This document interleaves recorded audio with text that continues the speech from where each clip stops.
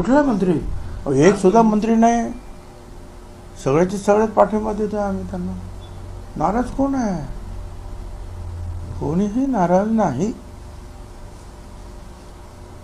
आम्ही सगळे खुश आहोत.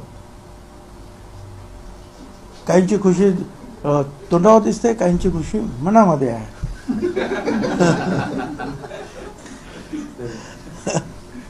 एकीकडे सर आपण आपल्या भाषणांमधनं जरांगे पाटलांवरती टीका केली होती. त्यांच्या एकूणच ज्या भूमिका होत्या आणि त्या सरकार त्याला मान्य करत होते त्यावरती आपण टीका करत होतात.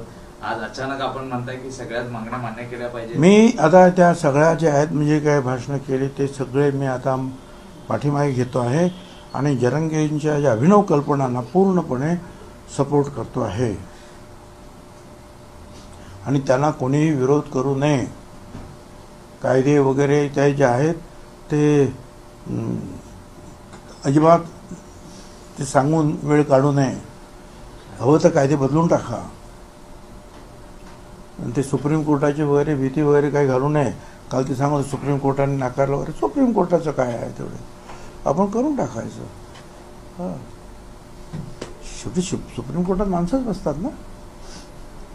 सरकारला कुठेतरी वेटीस धरलंय का जरांगे नाही पाटील? त्यानुसार सरकार वागतंय, बोलतंय, ज्या पद्धतीने जरांगे पाटील मागण्या करतात आणि ते सरकार पूर्ण करतंय, कुठेतरी सरकारला वेटीस धरण्याचं काम केलंय का? आपण चुकीचं म्हणताय.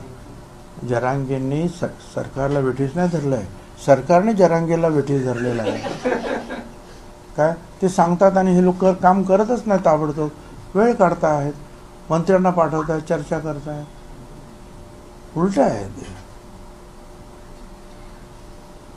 24 तारखेला त्यांनी आंदोलनाची भूमिका जी आहे अजूनही मागे घेतलेली नाही. 24 तारखेला आंदोलन करू आणि मुळात मुंबई शहरात आंदोलन करण्याचं त्यांचं पवित्र आहे. काय वाटतंय, पण मुंबईतली संपूर्ण व्यवस्था कोलमडून जाईल असं म्हणतात? कोलमडली तर कोलमडली. मुंबई काय चीज आहे? त्यांनी हुकूम सोडलेला आहे ना. प्रश्न म्हटला कसली मुंबई काय घेऊन बसला तुम्ही? मुंबईचं कौतुक त्यांच्या पुढे तुम्ही करता. एक मिनिट साहेब, तुम्ही म्हटलं आता की तुमची भाषणं मागे घेतो. मेळावे तर पुढेही नियोजित आहेत का मग? कारण की आता पुढच्या मेळाव्यामध्ये त्यांच्या बाजूने भाषण करणार आहे. मग ठीक आहे. तुम्ही युटर्न घेतला असं म्हणलं काय हरकत नाही. युटर्न घेतलं तुम्ही थोडक्यात जरांगेंच्या संदर्भामध्ये एकदम.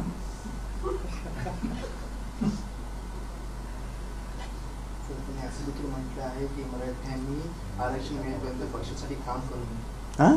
मराठ्यांनी आरक्षण मिळवून यासाठी पक्षासाठी काम करू नये. जोपर्यंत आरक्षण मिळत नाही तोपर्यंत पक्षासाठी काम करू नये. जे मराठा मंत्री बरोबर आहे. पक्षाचं काम करू नये, कुठलंच काम करू नये.